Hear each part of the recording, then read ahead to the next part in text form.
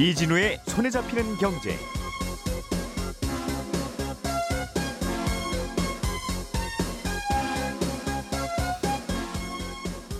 안녕하십니까, 이진우입니다.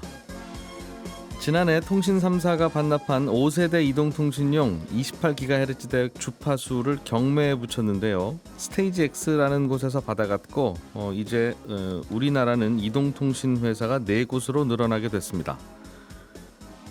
지난해에 고금리 대출을 받았던 자영업자 소상공인들이 은행에 냈던 이자 일부를 다음 주부터 돌려받을 수 있게 됩니다. 한 사람이 돌려받게 될 평균 환급액은 80만 원, 최대 한도는 300만 원입니다.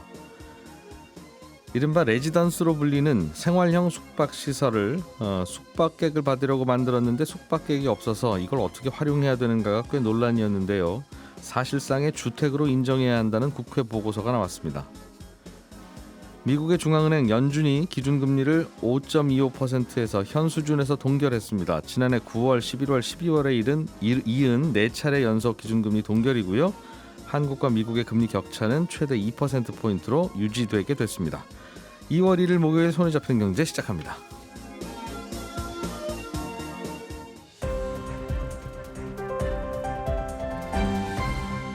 이진우의 손에 잡히는 경제. 네, 오늘은 행복자산관리연구소 김현우 소장, 서은영 경제뉴스 큐레이터, 박세훈 작가 이렇게 세 분과 함께합니다. 어서 오세요. 네, 안녕하세요. 새벽에 미국의 기준금리가 결정이 됐는데 동결. 그렇습니다. 시장의 예상과 거의 일치했어요. 그렇습니다. 모두 예상대로 동결을 했고요. 시장의 관심은 이번 회의 결과가 아니라 앞으로 그럼 금리를 어떻게 할 거냐 하는 거였는데 어제 회의 결과 나온 금리 전망을 두 문장으로 요약하면 올해 금리를 내리긴 할 거다. 그러나 3월은 아니다. 라는 겁니다. 어제 나온 성명서를 보면요. 그 전까지는 있던 여차하면 금리를 올릴 수도 있다. 이런 표현이 사라졌거든요. 이건 이제 적어도 금리를 올리진 않겠다. 이런 의지를 분명히 보여준 걸로 해석이 됩니다. 그러니까 이 성명서가 발표가 되면서 시장에서는 환호를 했는데 회의 끝나고 나서 파월 연준 의장이 기자회견을 했는데요. 그 자리에서 3월에 내리지 않을 겁니다. 이런 발언을 했거든요. 정확하게는 3월 회의에서 기준금리 인하 결정을 내릴 정도로 충분한 자신감을 확보할 거라 보지 않는다. 이렇게 얘기를 했어요. 근데 이 발언을 시장에서는 3월 금리 인하 가능성을 사실상 배제한 거다. 이렇게 해석을 하고 있습니다. 작년 하반기부터 미국은 기준금리를 올리지도 않고 내리지도 않고 있는데 이미 그때부터 시장의 관심은 올해 그럼 금리를 언제 내릴 거냐 여기에 관심을 두고 있었고 3월에는 내리지 않겠냐는 전망이 매우 강했거든요. 그러나 파월 의장이 3월 인하설에 선을 그으면서 그 실망감 때문인지 모르겠습니다만 미국 증시는 모두 하락 마감을 했고요. 나스닥 지수 같은 경우는 2% 넘게 급락을 했습니다. 그렇군요. 올리는 건 안 할 거고 이제 내리기는 내릴 건데 3월은 아닌 것 같다. 굳이 3월은 아니라고 얘기를 했다는 건 뭔가 목적이 좀 있어 보이는데. 그럴 것 같기도 한데 일단은 파월 의장은 여전히 물가가 걱정이다라는 뉘앙스로 얘기를 했거든요. 근데 파월 의장이 말한 물가라는 게 우리가 흔히 말하는 단순한 소비자 물가는 아니고요. 소비자 물가에 영향을 주는 항목은 여러 개가 있지만 파월 의장의 관심은 서비스 물가예요. 농산물이나 원자재 가격, 또는 식료품, 에너지, 렌트 비용 같은 건 이제 아래쪽으로 방향을 틀고 있는 게 분명히 보이는데 문제는 인건비 같은 아직 꺾일 기미가 잘 안 보이는 서비스 물가라는 겁니다. 어제 작년 12월 미국 고용시장 상황을 보여주는 지표가 하나 발표가 됐는데 여전히 일할 사람을 구하는 회사들이 많았거든요. 그 말은 인건비가 여전히 잘 안 꺾이고 있다는 겁니다. 그러니 이 서비스 물가가 언제 다시 튀어올지 모르기 때문에 금리를 내리는 걸 조심할 수밖에 없다라는 게 파월의 공식적인 입장이고요. 물론 그 속내는 누구도 알 수 없는 건데 일각에서는 지금 보면 미국의 물가가 전반적으로 이제 2%대로 물가 상승률이 2%대로 진입을 했고 파월 의장이 걱정하는 서비스 물가의 경우도 최근에 이제 대기업들을 시작으로 대규모 해고를 시작하는 걸 보면 임금 상승률도 이제 곧 둔화가 될 거라서 3월에 내려도 별로 이상할 건 없어 보이지만 시장이 이제 너무 앞서 나갈까 봐 파월 의장이 일부러 3월 인하 가능성에 선을 강하게 그은 거다. 이런 해석을 하기도 합니다. 참고로 미국의 기준금리가 어떻게 될 거냐를 두고 일종의 내기를 하는 상품 시장이 있는데 3월에 금리를 내릴 거라는 전망이 한 60% 정도 됐었거든요. 회의 전에는. 근데 어제 파월 의장의 발언 이후로는 30%대로 뚝 떨어졌고요. 대신에 5월에 내릴 가능성은 어제 회의보다 더 올라갔습니다. 그 예상이 맞을지 아닐지는 이제 또 그때 가봐야 알겠습니다만 아무튼 정리하면 어제 회의 결과 미국은 올해 기준금리를 내릴 거라는 신호를 시장에 분명히 줬다. 그러나 그 시점이 언제가 될지는 파월 의장도 모르고 시장도 모르고 아무도 모른다라는 겁니다. 물가를 내려야 하는 것은 분명한 목표인데 네. 물가를 내리려면 사람들의 주머니가 말라붙어야 이제 물가가 내리는 거 아니겠습니까? 그렇죠. 특히 미국인들은 주머니에 돈이 조금만 있으면 거의 미래를 생각하지 않고 소비를 하는 적극적인 소비자들이 많아서 네. 일단은 주머니를 말려야 되는데 이렇게 물가가 안정되고 금리가 곧 내려갈 것 같다는 예상이 강하게 퍼지면 주가가 오르는 바람에 그렇죠. 그럼 다시 주머니가 두둑해지고 네. 그러면 다시 또 돈을 쓰기 시작하고 네. 그럼 물가가 안 내리고 이런 악순환이 사실은 지난해 계속 있어서 네. 조금만 좀 기다려봐라. 금리 내리려고 하는데 또 그렇다고 또 내린다고 환호성이 올리면 진짜 못 내릴지도 몰라. 그렇죠. 금리 안 내리면 좋아? 조금만 조심하자. 그 얘기를 한 것 같다는 생각이 이제 시장에 좀 있는 것 같아요. 네. 알겠습니다. 우리나라는 미국이 사실 금리를 조금 먼저 내려주면 좋은데 예. 우리나라 경기 상황이나 이런 거 보면 조금 내리는 게 맞는다는 생각을 너도 하고 나도 하는 것 같으나 미국이 안 내려주면 또 이제 그 금리 격차가 계속 벌어지니까 그렇죠. 그래서 좀 내려주면 좋은데 3월에 안 내리면 이제 또 5월 남았다는 네, 거죠. 5월이요. 5월. 알겠습니다. 자, 서은영 큐레이터가 준비해 오신 소식은 우리나라의 네 번째 이동통신 사업자가 드디어 등장할 것 같다. 네. 주파수 경매에 붙여진 주파수가 결국은 낙찰이 됐다는 뜻인 것 같은데요. 그렇습니다. 어제 밤 늦게 이제 결과가 나왔는데요. 이제 이 주파수가 뭐냐면 지난해 통신 3사가 반납한 이제 5세대 이동통신용 28GHz 대역 주파수였는데 이 경매를 좀 진행을 했습니다. 근데 쓰다가 이거 우리 필요 없을 것 같아요. 뭐 5G 그만할래요? 뭐 이제 이런 그렇습니다. 거겠죠. 또 예. 두 가지였는데 이제 정부도 너네 그렇게 제대로 투자 안 할 건 반납해. 뭐 이러면서 이제 어쨌든 내놨던 거였는데 예. 4,301억 원을 써낸 스테이지 X에게 낙찰이 됐습니다. 이 스테이지 X라고 하면 어디야? 뭐 이렇게 생각하실 텐데 카카오 계열의 알뜰폰 사업자였던 이 스테이지 5라는 회사가 있는데 이 회사가 신한투자증권 등등의 이제 여러 주주를 같이 참여를 해서 컨소시엄을 결성을 했고 이 컨소시엄 형태로 참여를 했던 겁니다. 이동통신 사업을 하려면 이제 가장 먼저 일정 기간 이제 특정 주파수를 독점적으로 이용할 수 있는 권한을 확보를 해야 되는데요. 예. 이 권한을 그럼 정부가 이제 요 경배를 통해서 주기적으로 팝니다. 그래서 주파수가 이제 쭉 이렇게 있으면 주파수를 계속 이렇게 쪼개서 이번에는 3.5GHz, 뭐 이번에는 뭐 28GHz 이런 식으로 나눠서 계속 이제 경매를 진행을 하는데 이번에도 이제 이렇게 경매가 진행이 됐던 거고요. 응찰 기업은 이제 경매에서 써낸 만큼 주파수 이용료를 낼 뿐만 아니라 이제 자기가 할당받은 주파수로 이동통신 서비스가 원활하게 이루어질 수 있게끔 기지국도 세우고 이게 망투자라는 걸 해야 됩니다. 예. 이번 경매에 이제 아무래도 관심이 좀 크게 쏠렸던 건 통신 3사의 이제 과점 구조를 깰 매기 그러니까 네 번째 이동통신 사업자를 선정하려는 목적의 경매였기 때문이거든요. 그래서 애초에 이제 통신 3사는 들어오지 마, 입찰 못해 이렇게 빗장도 걸고 예. 신규 사업자에게만 기회를 줬습니다. 그리고 상당히 파격적인 혜택도 많이 내걸었었는데 혹시라도 좀 흥행이 안 될까봐 또 내지는 이제 승자의 저주를 예방하는 차원에서 최저 입찰가도 뭐 평소에 한 3분의 1 수준으로 싸게 굉장히 파격적으로 낮춰줬었고요. 예. 뭐 정책 금융이라든지 세액공제 같은 지원 혜택도 내걸었었습니다. 4,301억 원의 낙찰가를 보면 이게 뭐 싸게 팔렸구나라는 평가입니까? 어때요? 그렇지는 않습니다. 이게 너무 비싸게 팔렸다. 그러니까 왜냐하면 시장에서 비싸봐야 한 1,000억에 팔리지 않겠냐 이렇게 얘기를 했었거든요. 그러니까 예. 정부가 한 750억 막 이 정도에서 이제 경매가 시작되니까 올라가다 보면 한 1,000억에 팔리겠지 이렇게 봤었는데 예. 경쟁이 과열되면서 이게 가격이 훌쩍 뛰었습니다. 그러니까 애초에 이제 주파수 할당받고 싶다고 신청한 업체가 세 곳이었는데 한 곳은 이제 첫날에 이거 출혈 경쟁 안 되겠다 나 나갈래 해서 100기를 들었고 예. 그러고 나서 이제 이 스테이지 X라는 이제 컨소시엄이랑 또 마이모바일이라는 또 다른 이제 컨소시엄이 양자 대결을 펼쳤는데 예. 이제 경매를 계속 한 50번 정도 진행을 했는데 아무도 백기투항을 안 한 거예요. 포기를 누군가 해야지 이제 결정이 되는데 나는 10억 더, 나도 10억 더 이렇게 계속 올라갔더라는 받고 한 거죠. 번 더 이게 이제 네. 계속되면서 어제 밤늦게 이제 최종 가격을 써서 이제 밀봉해서 딱 내면 그럼 둘 중에 더 비싼 가격 부른 데가 최종 낙찰되는 방식으로 최종 경매를 진행을 했어요. 그런데 예. 뚜껑을 열어봤더니 예상보다 한 4배 정도 더 비싼 가격에 이제 이 가격이 응찰자가 나온 겁니다. 그래서 이 경매에 붙인 28GHz 대역은 이제 아까 말씀드렸듯이 아시다시피 2018년에 이제 통신 3사가 할당 받았다가 반납한 주파수인데 그때 이 통신 3사가 냈던 가격이 뭐 오래전이긴 하지만 2천억대 초반이거든요. 그리고 결국에는 이 통신 3사도 이거 할당을 받긴 받았는데 이거 투자하기에도 너무 투자금도 너무 많이 들고 예. 지금 당장은 별로 사업성이 없어요. 그래서 못 쓰겠어요. 이렇게 결론을 내렸던 거란 말이에요. 이거 원래 그래서 5G 우리나라 해보겠다고 네네. 했던 주파수인데 맞습니다. 그러니까 아무리 봐도 네. LTE랑 비교해서 별로 좋은 게 없는 것 같아요. 네. 소비자가도 그렇게 생각합니다. 네. 그렇게 정부는 그래도 5G 하세요.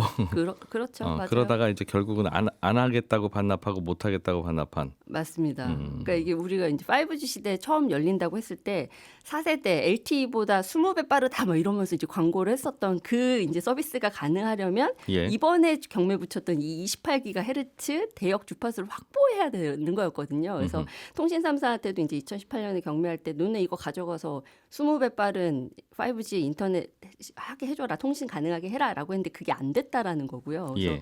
요번에 이제 정말 망투자가 제대로 된다. 그러면 진짜 진정한 의미의 5G 서비스가 나오는 유일한 이통사가 될 수도 있는 겁니다. 그래서 이제 통신 과정 구조를 깨는 매기가 될지 뭐 승자의 저주를 받게 될지 이제 관건은 자금 조달 능력일 텐데 지금 기지국을 3년 차까지 6,000대 정도 세워야 된다고 하는데 그러면 한 1,500억, 2,000억 정도 든다고 하거든요. 그래서 추가로 들어야 될 게. 네. 그러니까 예. 이제 4,300억 먼저 경매로 썼고 이제 2,000억 추가로 이제 더 써야 되는 상황인데 과연 이제 자금 조달 좀 원활하게 되겠느냐? 그게 좀 관전 포인트가 될 것 같습니다. 통신회사 4개가 되면 좀 경쟁이 치열해져서 통신 요금 좀 내릴 수 있을까 이게 국민들이 제일 궁금해하는 건데 네. 이게 사실은 3개도 치열하게 경쟁만 하면 이론적으로는 2개라도 치열하게 경쟁만 하면 내려가는 거 아닙니까? 그러니까 한 곳이 아니라 세 곳이면 세 곳이면 경쟁 구도는 완성이 된 거잖아요. 어찌 보면 충분한 건데 이게 3곳이 거의 비슷비슷한 세 녀석이어야 되는데 죄송합니다. 녀석이라고 그래서 친근하니까 우리. 네. 그런데 항상 세 번째 막내가 약하다 보니까 네, 그렇습니다. 이 막내가 죽으면 경쟁이 안 된다 싶으니까 이 막내 보호하기 위해서 네. 야, 요금 깎지 마. 요금 깎으면 너희는 좀 참을 수 있어도 막내는 죽어. 이제 이런 식으로 오히려 보호가 되고 그러다 보면 항상 막내에 맞춰서 요금을 책정하면 큰형은 항상 돈 잘 벌고. 네. 그게 네 번째가 들어와도 자 이번엔 네 번째 막내를 우리 보호하자 하고 하면 이게 경쟁이 안 되는 그렇죠. 구조가 돼서 걱정입니다. 하여튼 또 경쟁이 치열해지면 소비자는 좋으니까 네 번째 이동통신사 화이팅 하시길 바라겠습니다. 은행들이 자영업자 소상공인 이자 부담이 너무 비싸다고 해서 낮춰주는 건 아니고 이제 정부가 낮춰주라고 하니까 네. 어쩔 수 없이 돌려주는 것 같은데 네. 세계 최초로 이자를 받았다가 돌려주는 일이 우리나라에서 이제 벌어지기 시작했어요. 그렇죠. 팔을 얼마나 비틀었으면 예. 이제 이런 일이 생기나 뭐, 싶긴 한데 정책 목적은 이해는 되지만 다음 주부터 지급이 되는 모양이죠? 그렇습니다. 이제 예. 설 앞두고 이제 지급이 시작이 되는 건데요. 대상은 연 4% 넘는 금리로 이제 돈을 빌린 자영업자와 소상공인이고요. 한 사람당 이제 평균 80만 원, 또 최대 이제 300만 원 환급이 될 것으로 보입니다. 근데 이게 여러 은행이 이제 동시에 이제 본인 이 고객들 중에서 환급 대상 정해가지고 지급을 해주는 거라서 여러 은행에서 만약에 돈을 빌렸다면 300만 원보다 더 많은 이자를 환급 받을 수 있고요. 예. 188만 명이 해당이 되는데 이미 대상이 정해져 있고 뭐 별도 신청해야 될 필요 없습니다. 지금 은행이나 뭐 정부에서 제일 걱정하는 게 이거 보이스피싱 당해가지고 뭐 신청하셔야 된다 뭐 이런 식으로 개인정보 넘기실까 봐 제일 걱정하던데 절대 신청할 필요가 없으십니다. 그래서 다음 달까지 순차적으로 대출받은 은행의 입출금 계좌로 캐시백 형태로 환급이 됩니다. 소비자는 가만히 있으면 준다 이거죠? 그렇죠. 그러면 네, 알아서 줍니다. 근데 굳이 왜 홍보를 했어요, 그러면?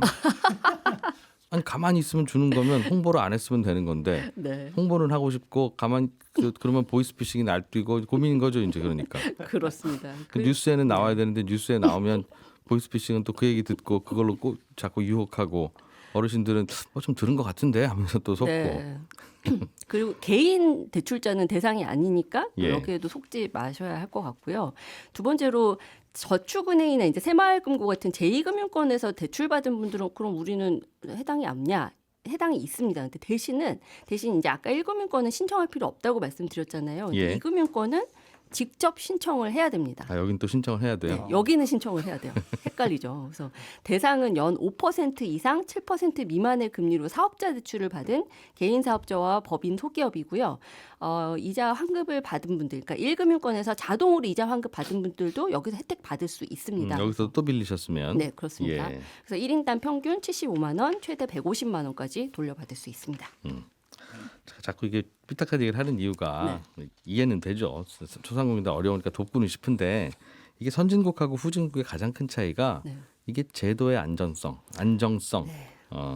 그 거래 결과에 대한 예측 가능성, 그걸 어떻게 정부가 보호하느냐 거기에 달려 있는 건데 이자 주고받기로 하고 계약하고 이자 받았는데 다시 돌려주라고 하면 그러니까 이분들 어려운 분을 돕고 싶으면 정부가 세금을 더 걷어서 그걸 어려운 분들에게 돌려주는 게 옳은 방식이지 계약해서 줬는데 그걸 돌려주라고 하면 앞으로 우리나라 계약이라고 하는 게 뭐가 뭘 믿을 수 있겠느냐. 그렇습니다. 아주 근본적인 문제를 제기할 물건 만 원에 수밖에 팔았는데 없는. 갑자기 다 이듬해 돼가지고 그 돈 고객들 다 찾아서 돌려주라고 하는 거랑 이게 마찬가지. 예전에 박정희 정권 시절에 83 사채 동결 뭐 하면서 이제부터 사채 빌린 거 없는 걸로 친다 할 때 그때 그 충격하고 사실은 이 규모는 다르고 우리나라 경제 규모가 커져서 그냥 넘어가지.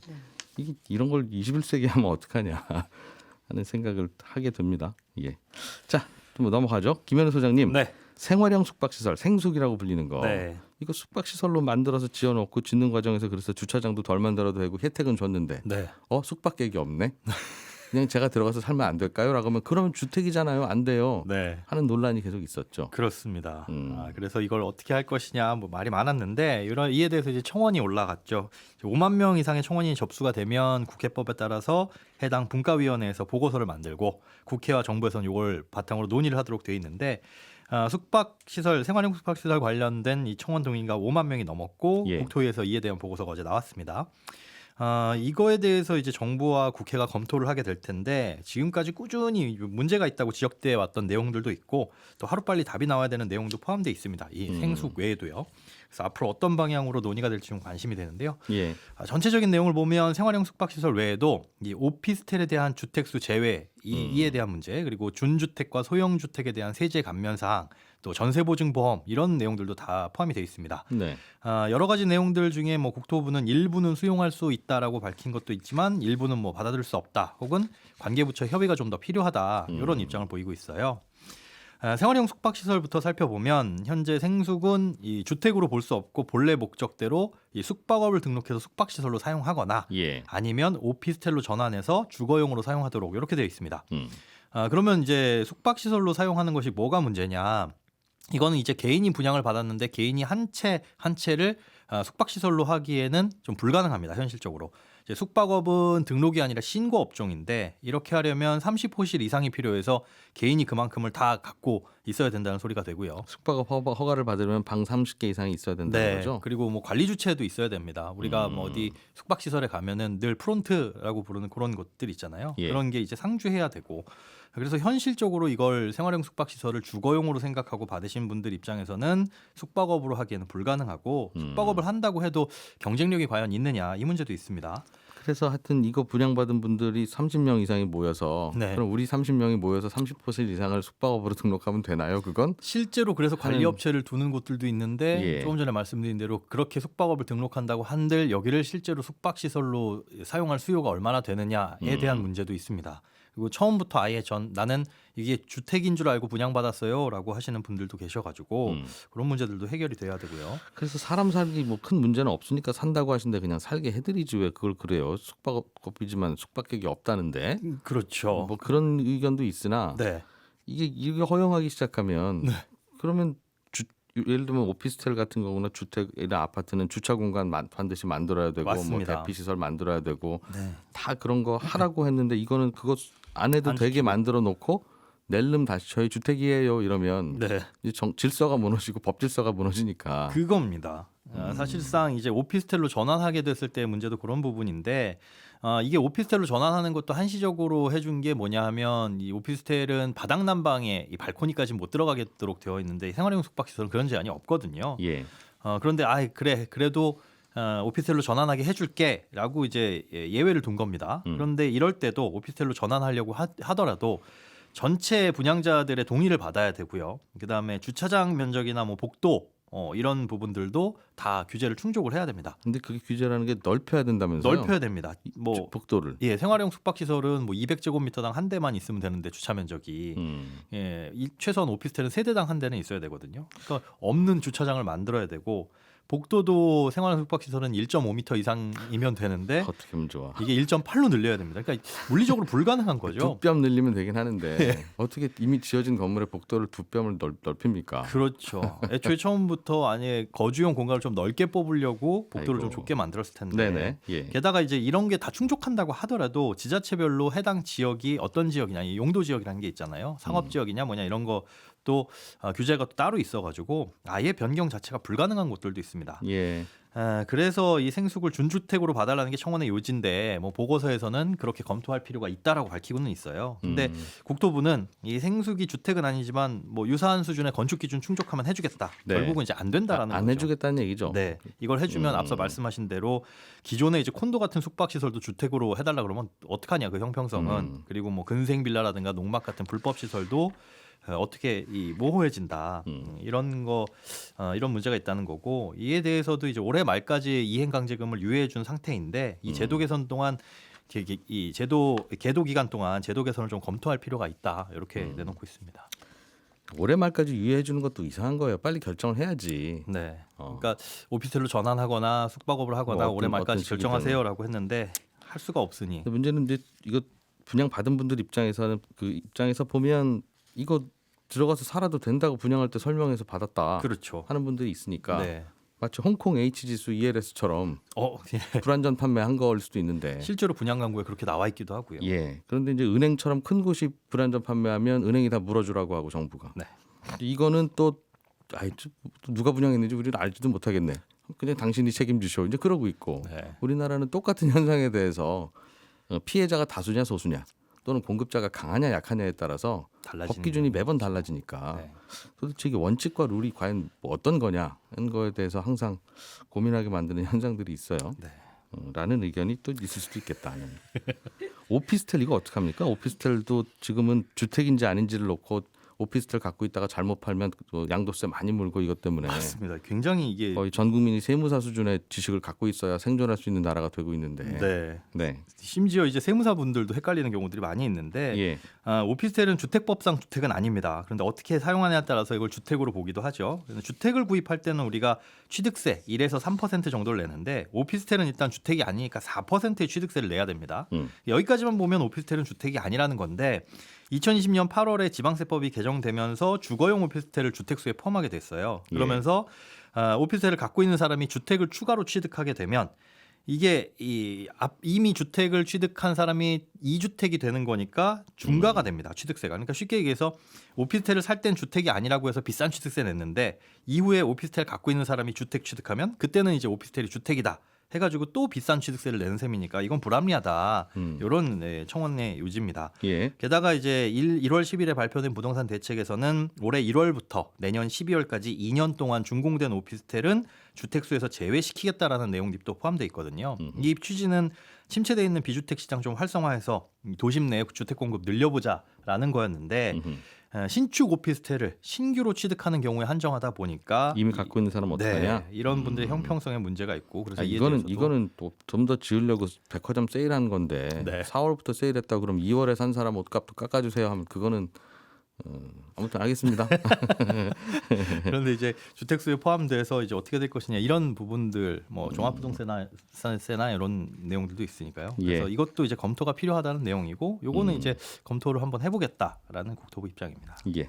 전세 보증보험과 관련한 내용도 좀 바뀐 게 있는 것 같은데 요거는 시간 관계상 오늘 전해드리기는 좀 그렇고 네, 짧습니다. 네, 그러니 한번 잘 정리해 주세요. 그것도 다음번에. 네, 알겠습니다. 예, 박사훈 작가, 김현우 소장, 서은영 큐레이터 세 분과 함께 있고요. 저희는 내일 아침 8시 30분에 다시 돌아오겠습니다. 저는 이진우였습니다. 고맙습니다.